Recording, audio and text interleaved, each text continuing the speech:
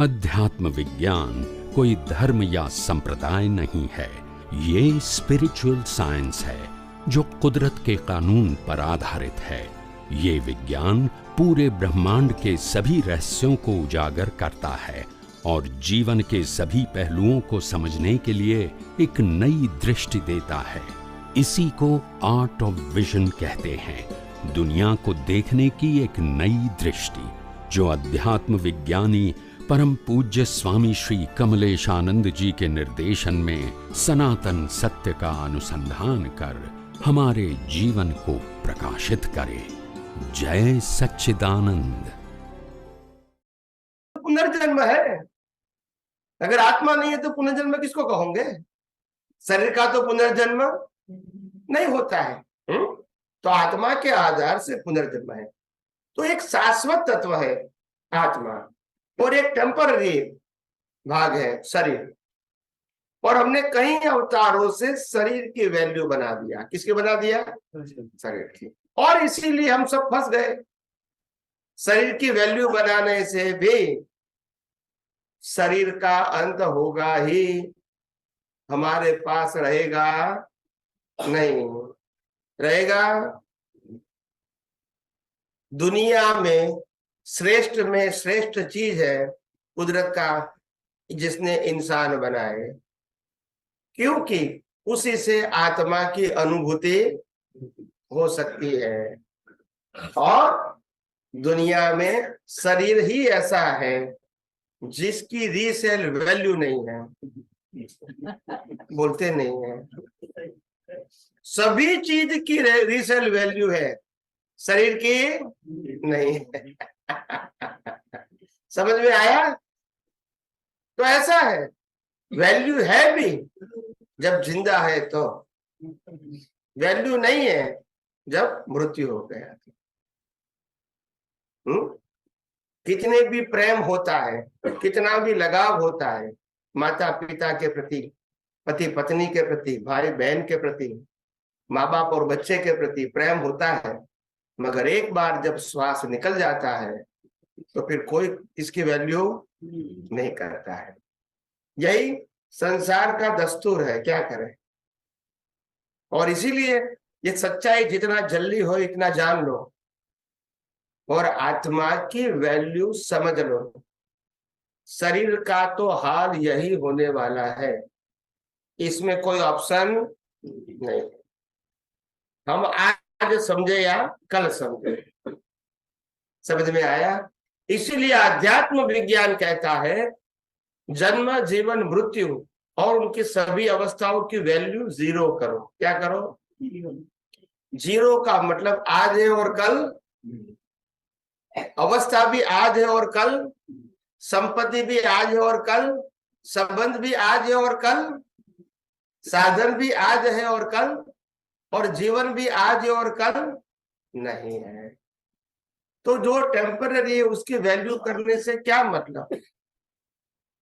यानी ऐसा नहीं कहता हूं कि जीवन नहीं जीना है, जीवन तो जीना है, मगर मोह के आधार से जीना नहीं है। मोह क्या है? ये मेरा शरीर है और शरीर से मैं नामना कीर्ति प्रतिष्ठा साधन संपत्ति संबंध प्राप्त करूं, ये मोह है। ये शरीर कुछ प्राप्त करने के लिए नहीं है, कुछ खोने के लिए नहीं है। ये शरीर हिसाब पूरा करने के लिए है, चुकाने के लिए है।